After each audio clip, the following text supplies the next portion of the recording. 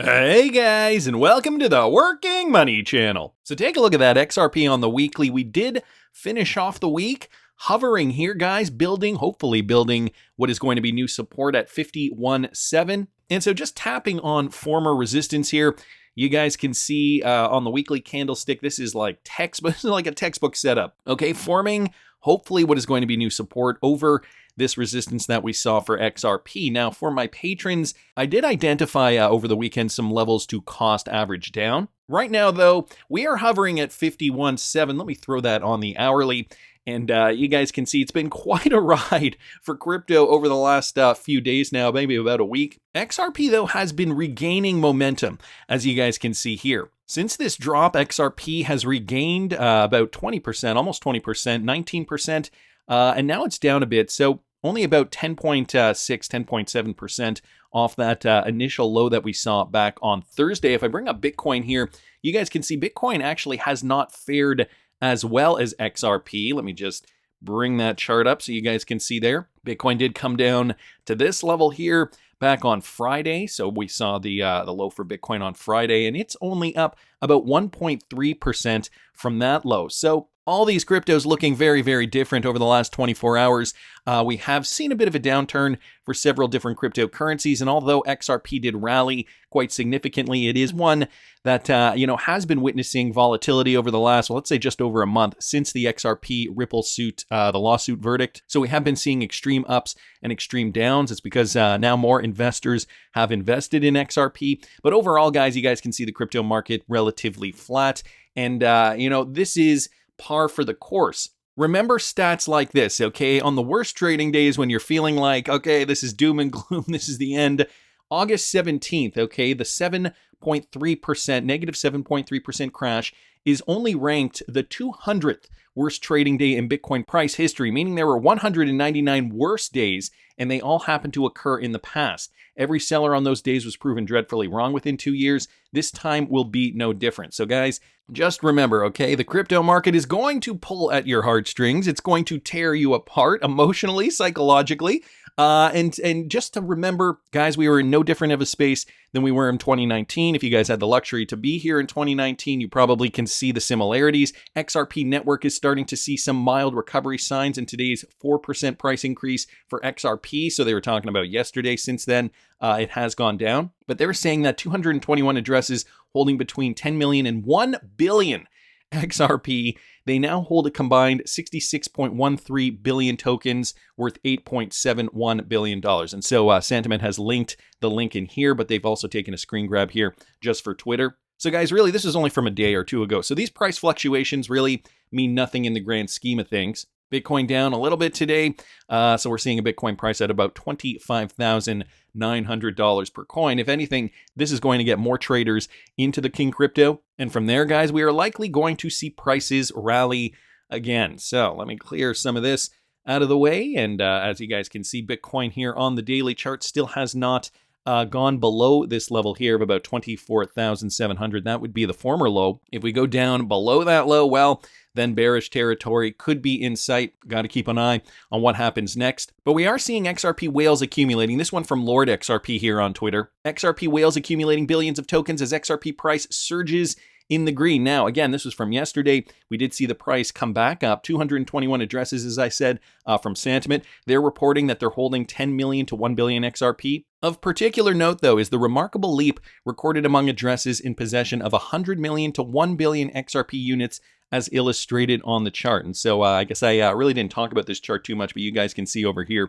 as of August 20th, 21st, you guys can see those numbers really shooting up. So we're going to see the volatility. This is just par for the course for crypto. And again, guys, nothing to be worried about. We're still seeing the fear index at 35 over here.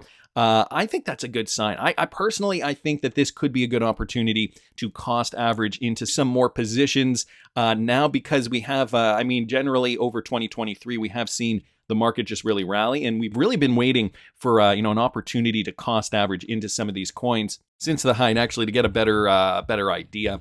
I'll bring up the total 2 market cap. So this is altcoins. If you're thinking about getting into an altcoin position, at the top here, we saw the altcoin market, 663 billion.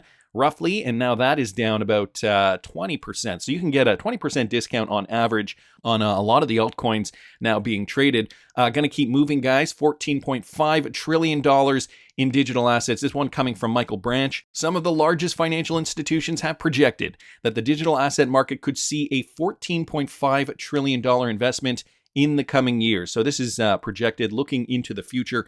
Prominent figures in the XRP community believe that XRP is posed to take a substantial share of the fun. One person in particular is Linda P. Jones, a pro XRP Wall Street financial analyst. She says, yes, the numbers are that big, $14.5 trillion.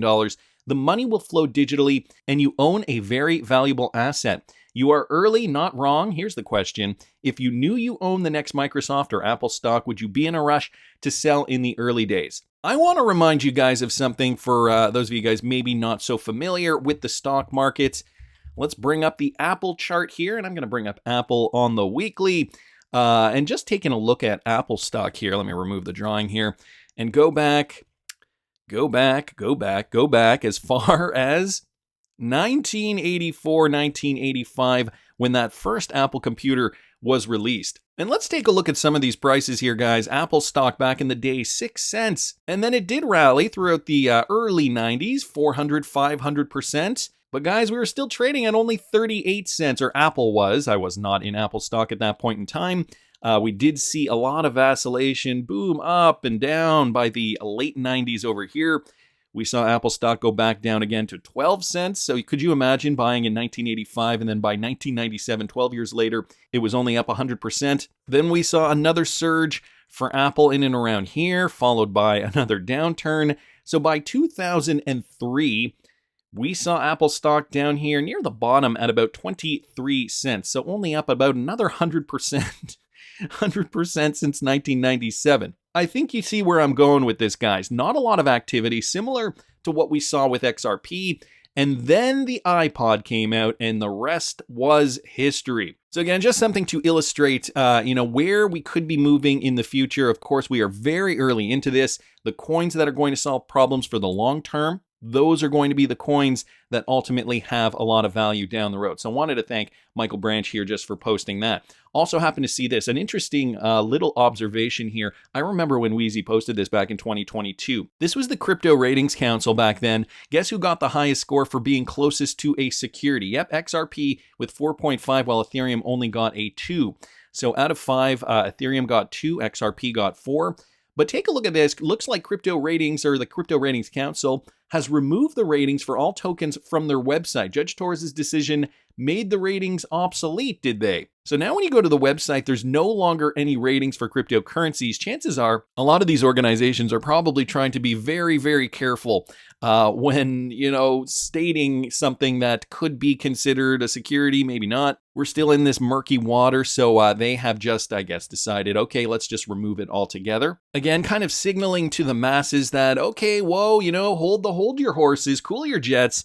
We don't know which cryptocurrencies are, quote unquote, safe to trade at this point in time. So, we're not going to put anything on our website yet until we do have clarity. So again, this is going to give us a great opportunity to get in at these low prices because, once everything hits, the masses will rush in and the prices will go crazy. Another observation here, a must listen, former Ripple Chief Compliance Officer and Special Advisor Karen Gifford, okay? She was on a panel back in 2015. So this is a very, very old clip when Ripple was starting to build their partnerships with banks. I honestly don't know how many banks can comply with those Dodd-Frank rules if they're not using Ripple. She said it back then, guys. It's probably more true than ever now. Listen to this.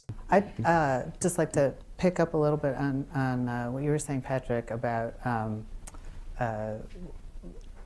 whether or not these technologies enable compliance in a setting where there's trust, which is obviously where my company's focus is, right? Mm-hmm. So on the banks and financial institutions that do have these regulatory requirements, it's interesting to see that sometimes these open protocols actually make compliance more straightforward and easier. Mm-hmm. So like with the Ripple protocol, there's point-to-point settlement with implications, very positive implications for things like the new fee pre-disclosure rules under Dodd-Frank. I honestly don't know how any bank can comply with those rules if they're not using Ripple. I mean, I'm not saying that to Nothing sells like fear. Just right.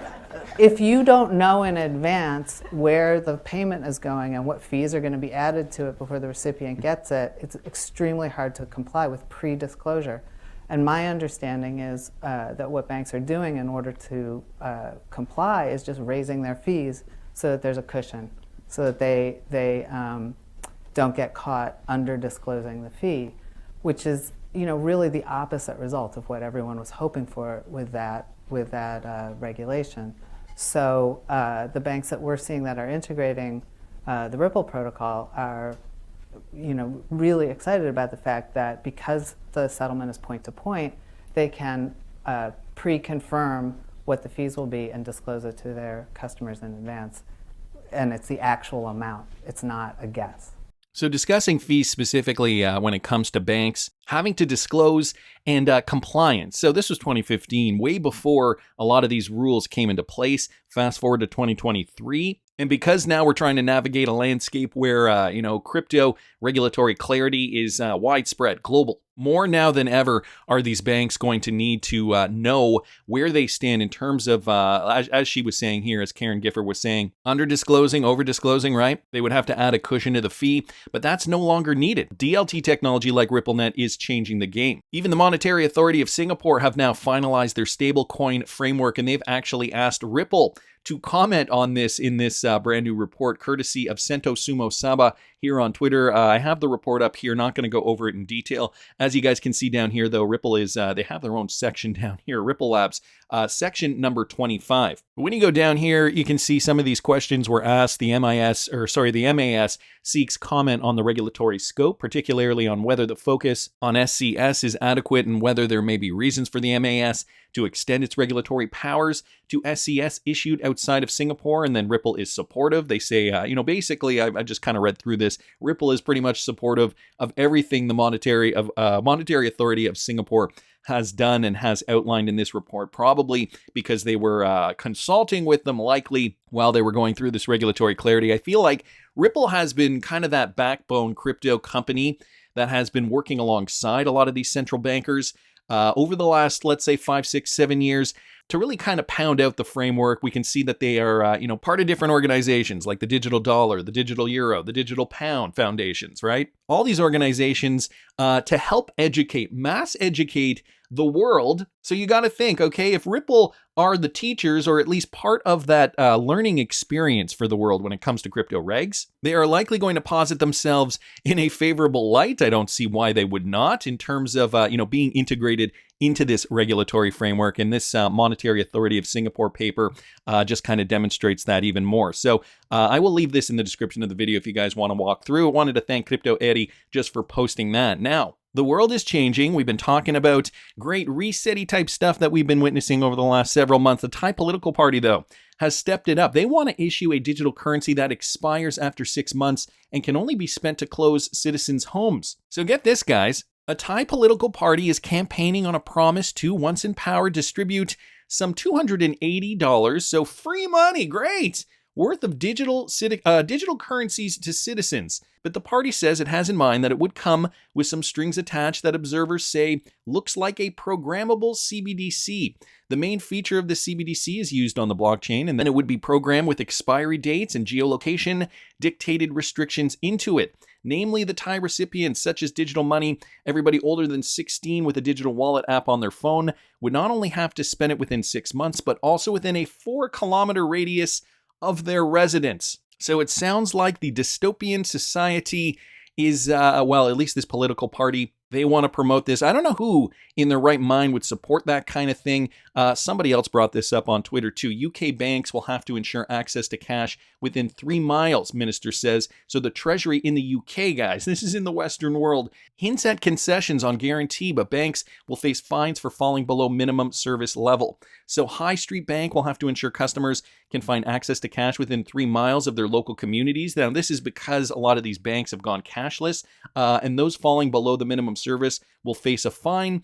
After the closure of thousands of local branches in recent years and the switch to digital payment methods, ministers are looking to banks to help protect vulnerable groups and elderly customers by maintaining present levels of cash access across the UK. So because we've already kind of stepped into this cashless world, these banks, so I'm sorry, it's not really the same thing as what's going on here in Thailand, but these banks are realizing, or these bank managers, these bank CEOs are realizing, okay, because we've gone so cashless now, we do have to have avenues for our customers to be able to access cash when they need it. The vast majority of people are able to withdraw money within 1 mile if they live in cities and 3 miles if they live in rural areas. The Treasury said that includes cash withdrawals through cash machines, bank branches, and shops offering free cash back. The government said that the Financial Conduct Authority would make sure banks and building societies were keeping up to these standards and have the power to fine them if they do not. On Thursday, the former UKIP leader Nigel Farage went to Downing Street to hand in a petition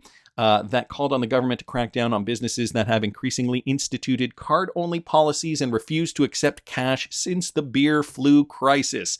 So there's a tweet to that effect. Guys, cash is still king. People still want to utilize cash in everyday life. I know personally, I will purposely go in and, I don't know, you call me what you want. But there have been times where I've gone into places and they do not accept cash, and I, try to keep a pretty good supply of denominations on me, change bills, whatever it is. Let's say it's a coffee, and let's say it costs $3.50. I will pull out $3.50 cash and put it on the table, and they will say, "Sir, we do not accept cash." And I said, "Okay, do you want this or not?" 9 times out of 10, they'll take the cash and pretend like their no cash policy doesn't exist. Things that make you go, Guys, we cannot let them win. We cannot let them win. But it seems as though, no matter how much we try, and I mean, I do my part, hopefully you guys are doing your part too, try to use cash at least once a week somewhere. Ripple is powering the next evolution of CBDCs, and I think that goes without saying. I happen to see this from Mr. Mann. Now, this was a research paper, I think, from last year. Yeah,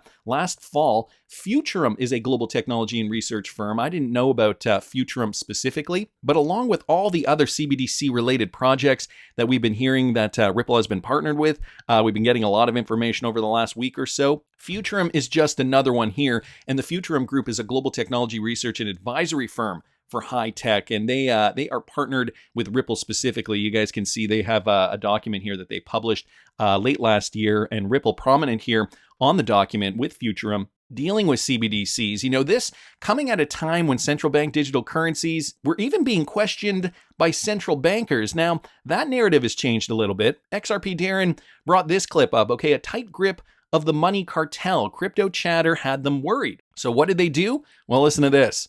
And I think some members of Congress or some regulators pretty much put the kibosh on it. The central banks ran to the hills. I mean, when they really saw what was happening, they were terrified. And I worked for a central bank think tank at that time, and this was, I think, the first time that the central banks realised they could face an existential crisis. So, kind of, a lot of the work you see them doing now, in some ways, is actually future-proofing their own currencies. I think Facebook as well hadn't spoken to central banks before. It's one thing to disrupt the taxi service with Uber. It's another thing to disrupt hotels with Airbnb. Disrupting money, disrupting sovereign value itself is a different thing. And if you're going to have as your motif move fast and break things, that's pretty much the worst thing you can say to central banks.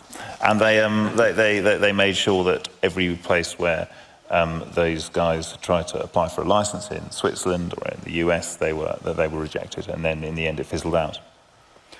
Yeah, because I have heard of a lot of public opposition to this idea, but then someone mentioned to me one day, no, actually most of the resistance to a CBDC is coming from the central banks, because they don't really want to do this. They don't want to change the very nature of the money they issue. So I think, is that a question that still maybe needs to be looked at?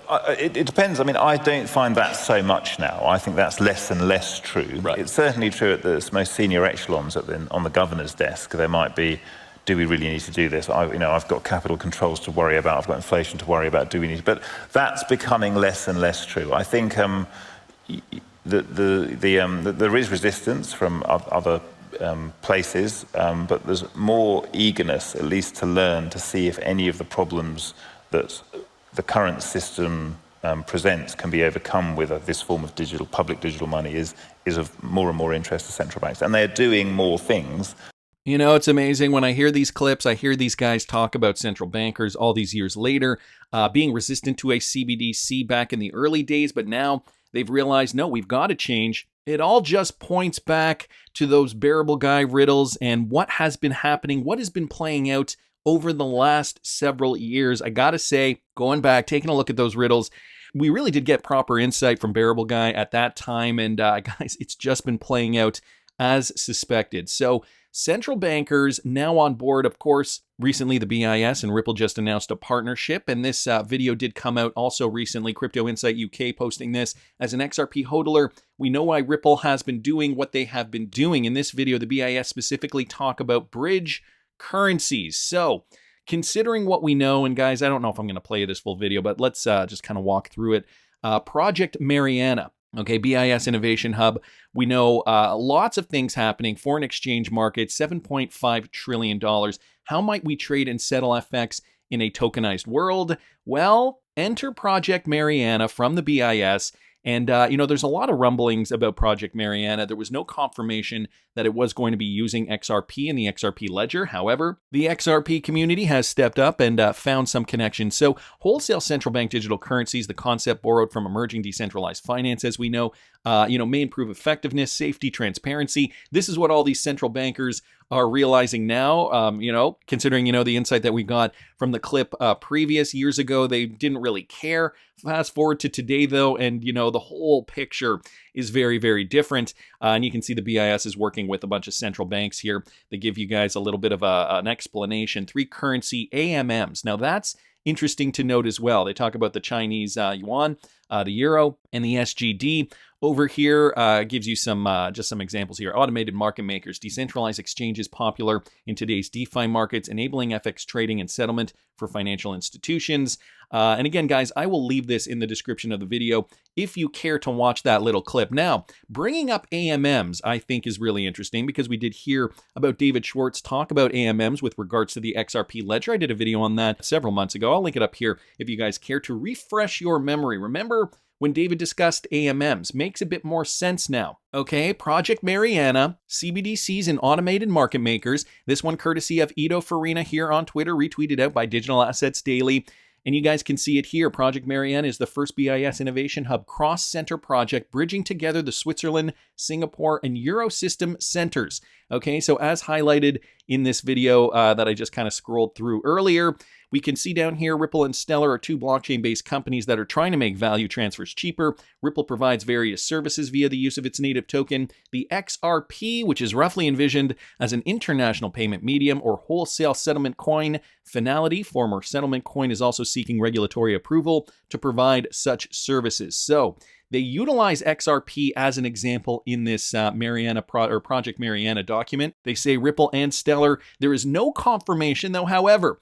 The fact that they discuss AMMs, okay, even mentioned it here in this video, 3 currency automated market makers. They talk about the automated market makers, enabling FX trading and settlement for financial institutions, exactly what Ripple does. And even just from last month, guys, the BIS working paper also highlighting Ripple's XRP. 3 models arise: a private settlement asset and marketplace such as Ripple's XRP, an open source marketplace such as Stellar's Foundation, or more recently DeFi networks, and a marketplace and settlement asset based on unbacked crypto assets such as Strike. So giving a few examples here. Of course, Ripple always seems to be in these BIS papers. The AMM connection, though, considering what David Schwartz has been saying about automated market makers, could be that critical piece, pointing us in the direction that the BIS's Project Mariana confirmed will be using Ripple and XRP. I don't know, that's just my opinion, but I want to hear what you guys think. Please subscribe to the channel if you haven't already. Like the video if you like the content I'm providing. I always love hearing your comments. See you in the next one, guys.